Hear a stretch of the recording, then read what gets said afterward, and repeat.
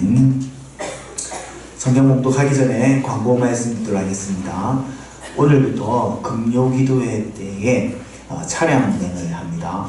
금요기도회가 기도가 마치고 한 10분 후에 이 차량이 공고 차량이 되게 있으니 그 차량을 탑승하시면 영창역까지 차량 운행을 하니 성도님들 아시고 이용해 주시면 감사하겠습니다.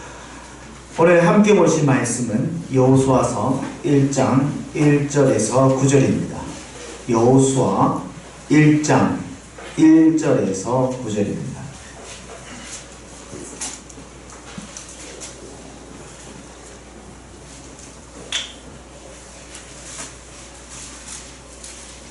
여호수아 1장 1절에서 9절입니다.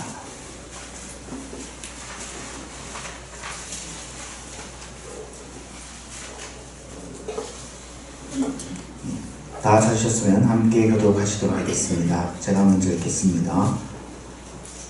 여호와의 종 모세가 죽은 후에 여호와께서 모세의 수종자 눈의 아들 여호수아에게 말씀하여 이르시되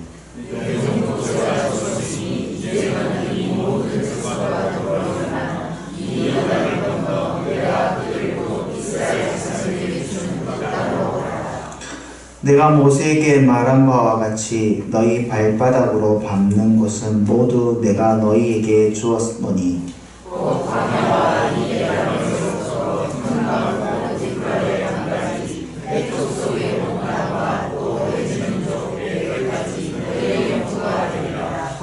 내 평생에 너를 능히 대적할 자가 없으리니 내가 모세와 함께 있었던 것 같이 너와 함께 있을 것이니라. 내가 너를 떠나지 아니하며 버리지 아니하리니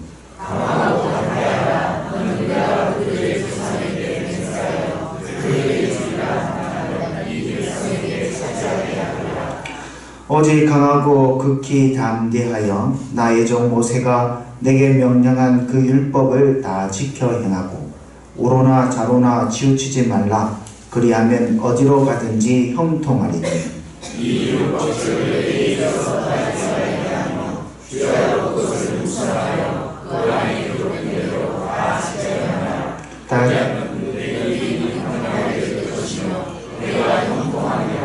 다 같이 읽겠습니다. 내가 내게 명령한 것이 아니냐. 강하고 담대하라. 두려워하지 말며 놀라지 말라. 내가 어디로 가든지 내 하나님 여호와가 너와 함께 하시리라 하시니라. 아멘. 오늘 여호수아서 1장 1절에서 9절 말씀을 통하여 말씀에 순종함으로 승리합시다. 말씀에 순종함으로 승리합시다 라는 제목으로 하나님 말씀을 나누기 원합니다. 오늘 1장 1절에서 9절 말씀을 통하여 여호수아가 세 가지의 그 역할의 모습으로 그려지고 있습니다. 첫 번째 여호수아의 역할은 무엇이냐면 모세의 후계자로서 여호수아가 그려지고 있습니다. 신명기 마지막 장 34장에 보면 모세는 하나님의 부르심을 받습니다. 중보자인 모세가 하나님의 부르심을 받고 죽었다라고 하는 것은 이전 시대와 다른 새 언약의 시대가 시작됨을 알리는 것입니다. 출애굽의 1세대는 하나님의 언약을 의심하였습니다. 우리가 다 알고 있는 이야기죠. 12정탐꾼을 보내어 가나안 땅을 정탐하였고 정탐꾼의 보고를 듣고 하나님께서 그 땅을 자신들에게 주심을 믿지 못하였습니다. 그래서 이스라엘 백성들은 출애굽 1세대들은 약속의 땅 가나안 땅에 들어오지 못하게 되었습니다. 출애굽 1세대가 가나안 땅에 들어오지 못할 뿐만 아니라 여기에 중보자된 모세도 이 1세대와 연합된 자이기 때문에 중보자는 항상 그의 백성과 연합되어 있습니다. 연합된 자이기 때문에 모세도 그의 백성들과 함께 약속의 땅에 들어가지 못하고 느보산에서 하나님의 부르심을 받게 됩니다. 물론 표면적인 이유는 다른 이유도 있지만은 모세가 가나안 땅에 들어가지 못한 중요한 이유가 바로 그가 1세대들과 함께 연합된 자이기 때문에, 중보자로서 연합된 자이기 때문에 들어가지 못한 것입니다. 이제 따라서 하나님의 약속의 땅에 들어가기 위해 이제 그 1세대들 외에 남아있는 자들이 그 약속의 땅에 들어가게 되는 것입니다. 즉 이들은 새로운 시대의 사람들이며 새로운 언약 백성들이 되는 것입니다. 이 새로운 시대, 새로운 언약 백성에게는 새로운 중보자가 이들과 연합하여서 이스라엘 백성들을 이제 인도해야 되는 것입니다. 이를 위하여 세운 자가 누구냐면 오늘 본문의 주인공인 바로 여호수아인 것입니다. 그래서 여호수아는 단지 리더가 아니라 중보자로서의 역할을 하고 있는 것입니다. 신명기서 34장 9절에 보면 모세가 눈의 아들 여호수아에게 안수하였으므로 그에게 지혜의 영이 충만하니 이스라엘 자손이 여호와께서 모세에게 명령하신 대로 여호수아의 말에 순종하였더라 라는 말씀을 통해서 모세가 이미 여호수아를 그 중보자로 세웠음을 알 수 있습니다. 그리고 오늘 보면 여호수아서 1장에서 하나님께서는 그의 백성에게 약속의 땅을 주시기 위해서 중보자된 여호수아를 호출합니다. 부르십니다. 1절 2절 말씀입니다. 제가 이렇게 읽겠습니다. 여호와의 종 모세가 죽은 후에 여호와께서 모세의 수종자 눈의 아들 여호수아에게 말씀하여 이르시되 내 종 모세가 죽었으니 이제 너는 이 모든 백성과 더불어 일어나 이 요단을 건너 내가 그들 곧 이스라엘 자손에게 주는 그 땅으로 가라. 지금 여호수아가 정확하게 몇 살인지는 잘 알 수 없습니다. 하지만 이미 노년이 된 여호수아를 하나님께서는 부르십니다. 1절에 여호수아를 모세의 수종자로 소개한 것 같이 여호수아는 이미 모세의 일에 함께 동참하였고 시중 들었으며 수많은 역사를 보았습니다. 이제는 여호수아가 모세의 수종자, 시종이 아니라 새 시대의 새 언약의 백성의 중보자로서 하나님의 부름을 받고 그 사명을 감당하게 되는 것입니다. 그러면 언약의 중보자로서 세워진 그 여호수아의 사명은 무엇이겠습니까?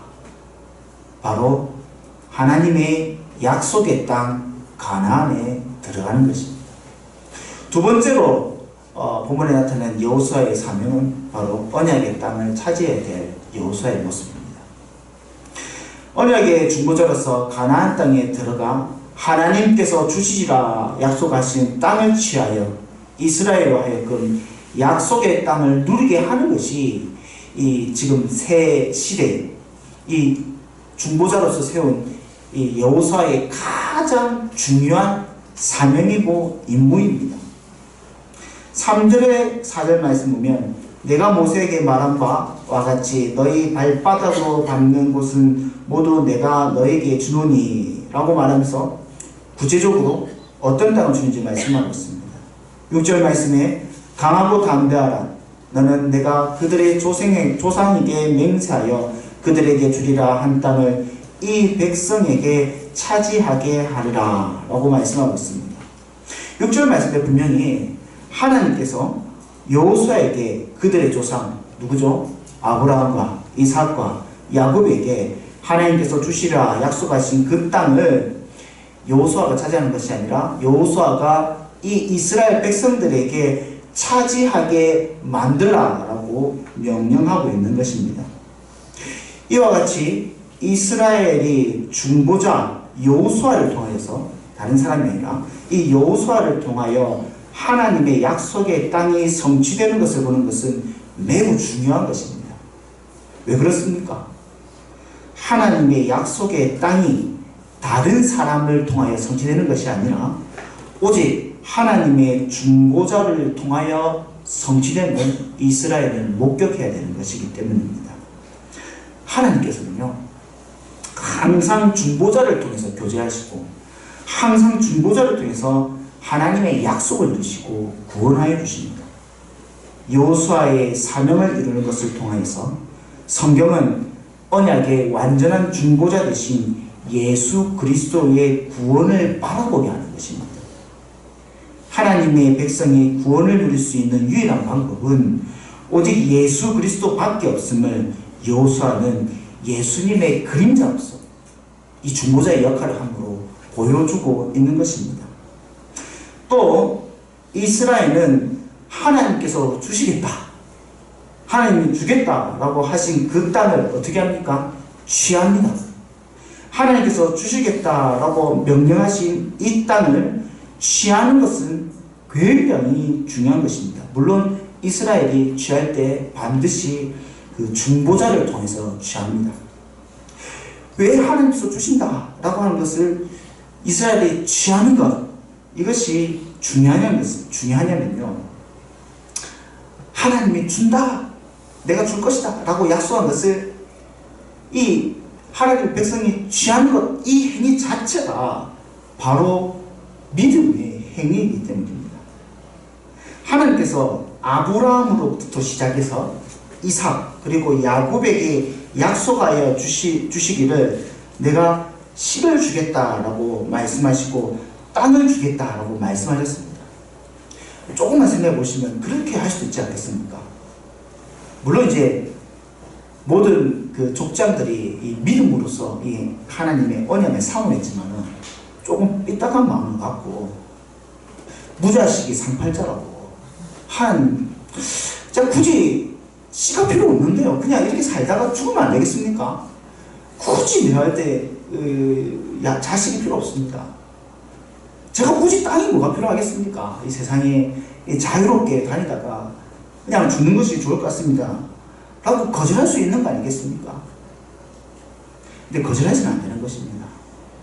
하나님이 주시겠다라고 하는 것을 취하는 것, 아브라함이 100세의 나이에 아들 이삭을 받는 것, 이것은 우리의 상황 가운데서 내가 이것이 정말 필요한데 하나님께 주셔서 나에게 복이다 라고 하는 정도의 의미가 아닌 것입니다.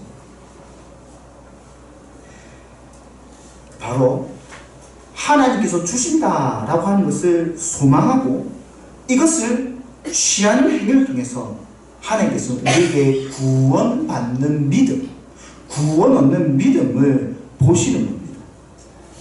아담이 여인의 후손의 그 약속을 받고 가인을 낳은 다음에 뭐라고 이름을 하냐면 여호와로 말미암아 득남하였다라고 고백합니다. 이것은 자식을 낳아서 좋다라는 말이 아니라 바로 하나님이 주신 약속이 성취되었습니다 라는 믿음의 고백입니다. 또한 아브라함이 아담이 여인의 그 후손의 약속을 받고 가인을 낳았을 때 이렇게 고백하였고, 아브라함이 이삭을 100세의 나이에 낳고 이 자식을 하나님께 주신 것에 감사한 것도 말씀드린 것 같이 단지 부성애가 아니라 하나님께서 주신 씨로 말미암아 약속이 성취되었고 이를 통하여 구원이 성취된 것을 고백하는 것입니다. 구약의 성도들은요, 하나님께서 주신 약속을 취하고 이를 자신의 것으로 받아들임으로써 장차 오실 예수 그리스도의 구원함을 바라보게 되는 것입니다. 아브라함은 분명 이삭이 태어난 것을 보고 즐거워하였습니다. 하나님 주셔서 감사합니다. 근데 예수님께서는 이를 그냥 아브라함이 이삭을 받고 즐거워한 것으로 해석하지 않고 요한복음 8장에 보면 이 이삭을 보고 기뻐하는 것을 예수님 본인을 보고 기뻐하고 즐거워하는 것이다 라고 말씀하십니다. 요한복음 8장 5절을 보면 너희 조상 아브라함은 나의 때 볼 것을 즐거워하다가 보고 기뻐하였느니라 라고 예수님께서 이렇게 해석하십니다. 바로 구약의 성도들, 특별히 그 족장들은 바로 하나님께서 주시겠다라고 한 이 약속을 바라보고 취함으로써 비록 그림자이고 멀리 있지만 예수 그리스도를 바라보며 그 구원의 기쁨을 누리게 되었던 것입니다.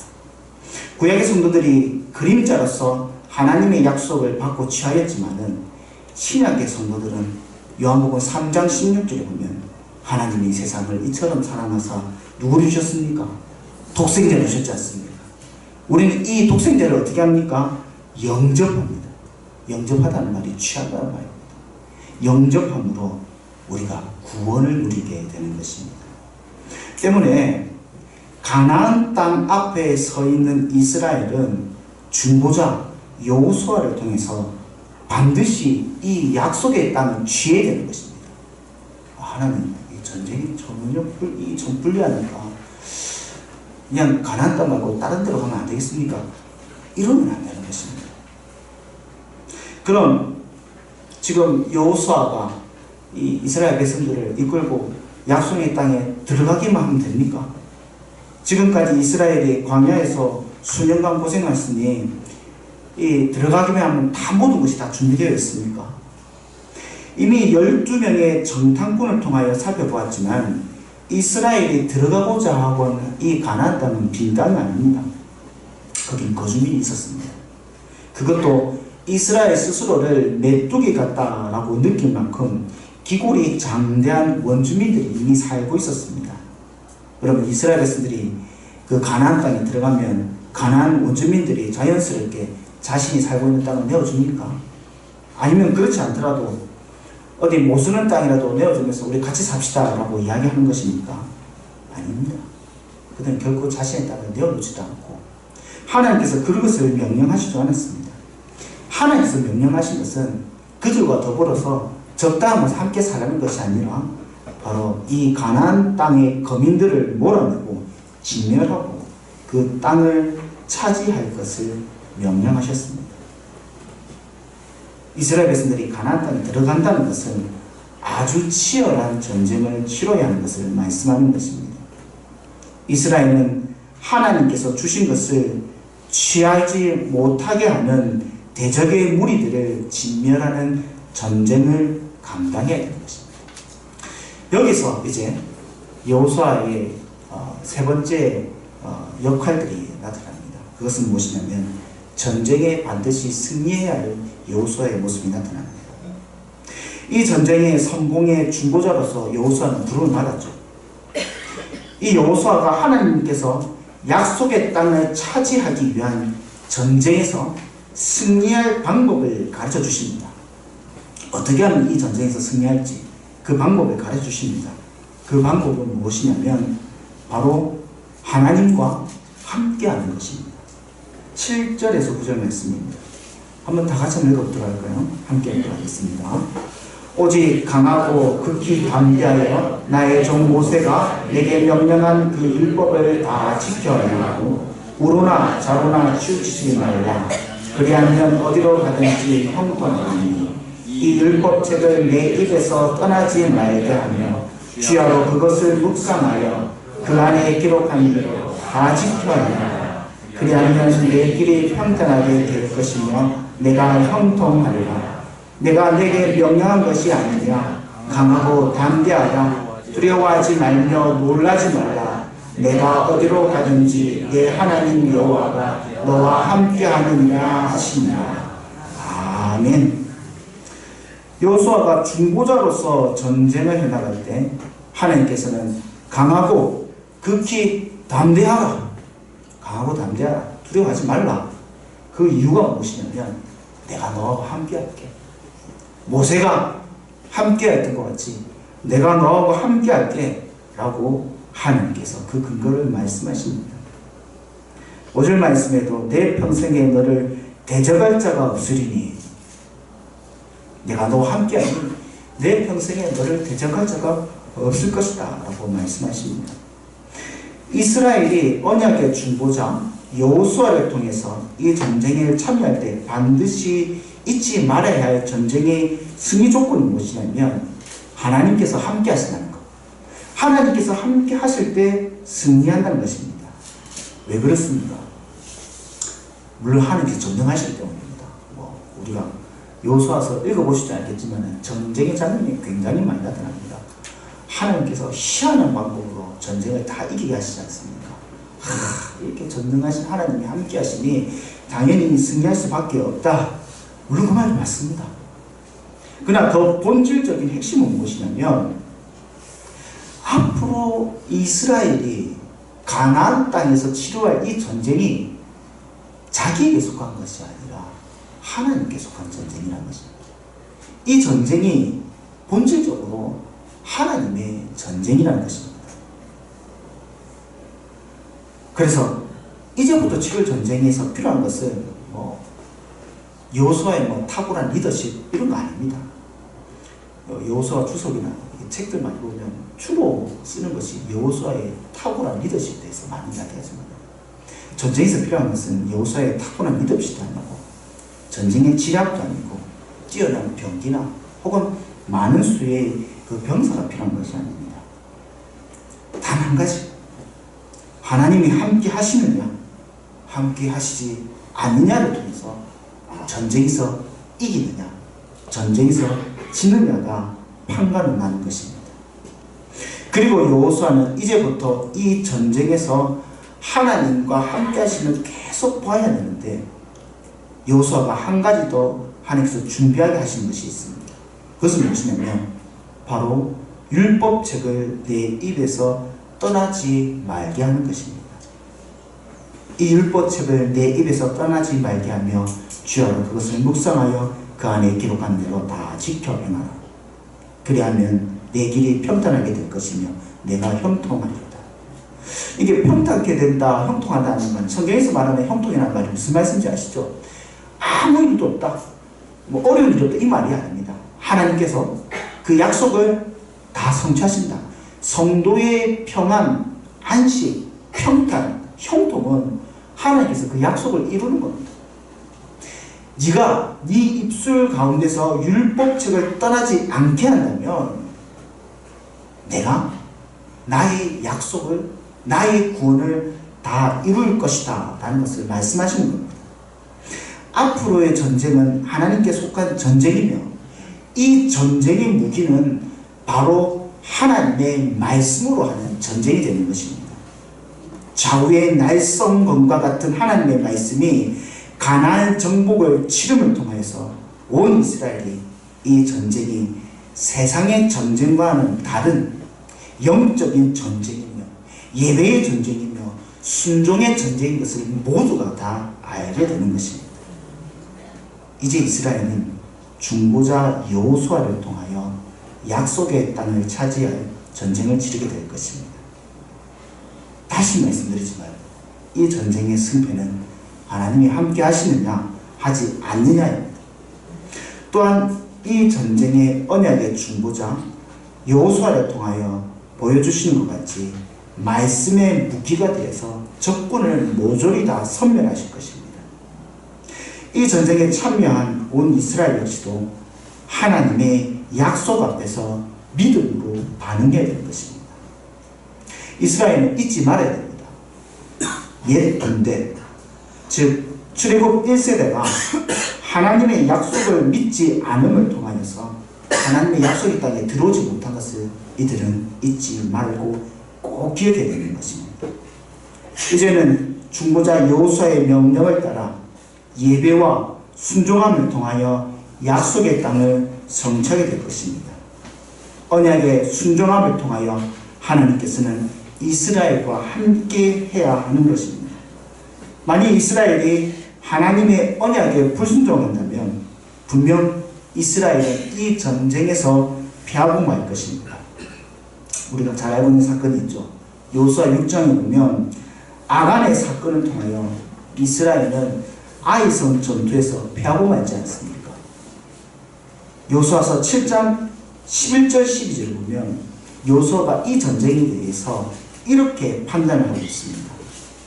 이스라엘이 범죄하여 내가 그들에게 명령한 나의 언약을 어겼으며 또한 그들이 온전히 바칠 물건을 가지고 도둑질하여 속이고 그것을 그들의 물건 가운데 두었느니라. 그러므로 이스라엘 자손들이 그들의 원수 앞에 능히 맞서지 못하고 그들 앞에 돌아섰나니 이는 그들도 온전히 바친 것이 됨이라. 그 온전히 바친 물건을 너희 중에 멸하지 아니하면 내가 다시는 너희와 함께 있지 아니하리라. 이스라엘이 하나님의 말씀에 불순종했을 때 그들은 그들의 대적 앞에 능히 맞서서지 못하고 전쟁에 질 수밖에 없는 것을 이미 우리는 알고 있습니다. 사랑하는 성도 여러분, 우리는 주님의 싸움 군사로 부르심을 받았습니다. 지금 눈앞에 보이지 않는 싸움을 계속하여 싸우고 있습니다. 에베소서 6장 12절에 우리의 싸움은 혈과 육의 싸움이 아니요 통치자와 권세자들과 이 땅 어둠의 세상 주관자들과 하늘에 있는 악의 영들의 상대함이라고 말씀하고 있습니다. 이 싸움은 완전한 중보자 대신 예수 그리스도를 통해서 치르고 있는 싸움입니다. 그분은 완전한 중보자가 되셔서 우리에게 완전한 승리를 주십니다. 그래서 우리는 두려워하지 않고 놀라지 않고 좌로나 우로나 치우치지 않아야 합니다. 왜냐하면 우리의 중보자는 결코 두려워하지 않고 좌로나 우로나 치우치지 않을 뿐만 아니라 그분이 말씀이셔서 좌우의 날선 검과 같이 모든 원수들의 다 능히 물리치시기 때문입니다. 우리 역시 이 예수 그리스도를 통하여 이 싸움을 감당해야 합니다. 이는 선택의 문제가 아닙니다. 우리는 이 싸움에 믿음으로 반응해야 되는 것입니다. 예수 그리스도를 통해서 모든 대적들과 능히 맞서야 되는데 우리가 준비해야 할 것은 우리의 뛰어난 능력이나 조건을 준비해야 하는 것이 아닙니다. 우리의 가진 것으로는 이 전쟁에서 싸울 수가 없습니다. 오직 우리가 준비해야 할 것은 하나님께로부터 온 것으로만 우리는 준비해야 되는 것입니다. 이를 위하여 우리는 늘 예수 그리스도 안에서 하나님의 말씀에 떠나지 않고 주의 말씀에 순종함으로 정말 우리가 싸워야 이 싸움에 능히 대적들과 맞닥뜨리고 싸워서 승리하시는 우리 귀한 성도님 되시기를 주님의 이름으로 축복합니다. 우리 다 함께 찬송하며 나아가려 합니다. 주의 진리 위에 십자가 분기 함께 찬송 드리겠습니다.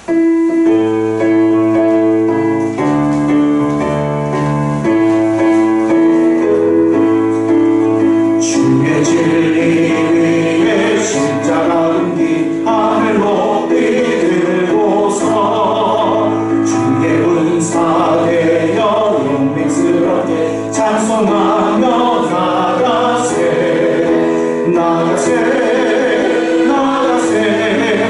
주 예수만을 위하여 목숨까지도 바치고 싸움터 나가세 원수들이 비록 강할지라도 주의 군기 붙잡고 주의 진리 위에 용기 다하여 분만하며